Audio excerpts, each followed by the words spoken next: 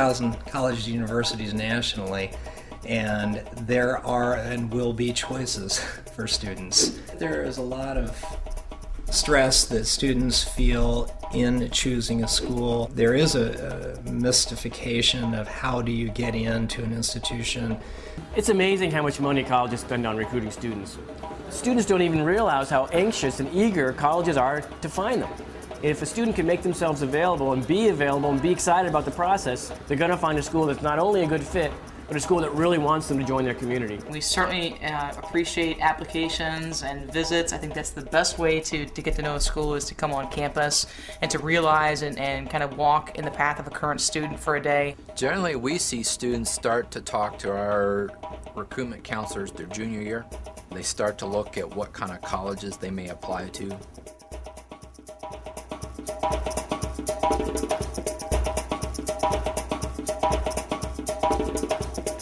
First off, we go to the U.S. Post Office every day. We have our own van and we pick up the mail.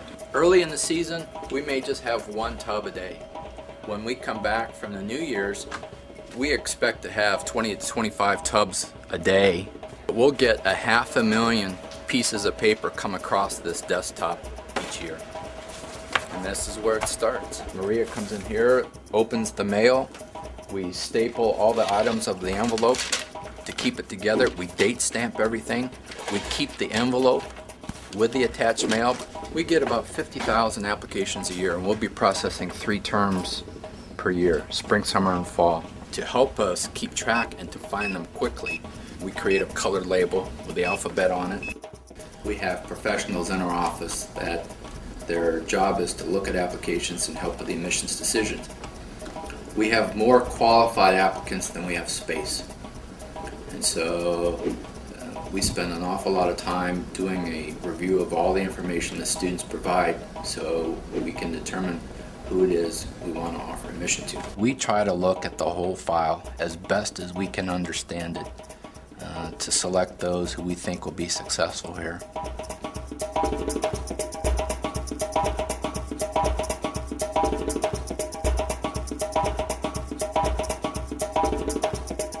All of this mail is opened and then put together in a specific order so that the person who does the data entry has an easier time putting it into the computer.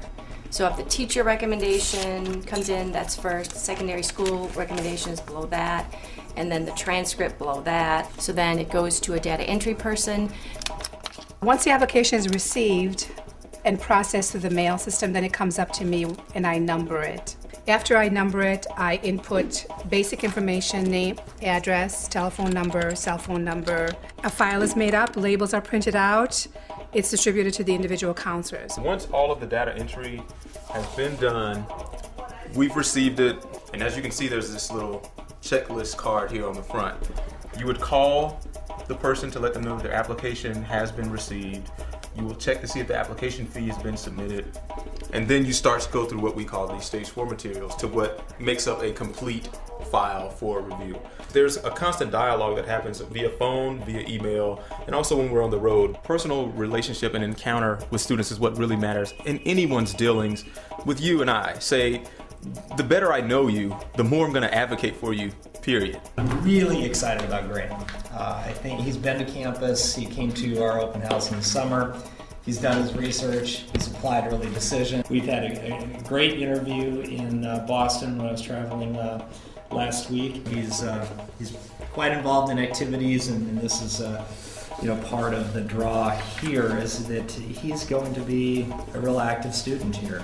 So despite the modest test scores, which might be the only real point of discussion here, I certainly nominate him as a strong candidate for admission, and I'll certainly move to do so. I agree. All in favor?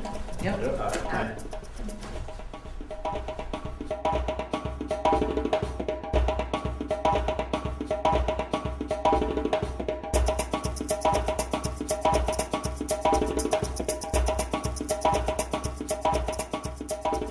There are lots of online resources today that will help a student input a set of parameters and output a set of colleges that could be a good fit. They're excellent tools. What CAPEX will try to do is reverse the process and sort of level the playing field. So now the colleges can actually search for you.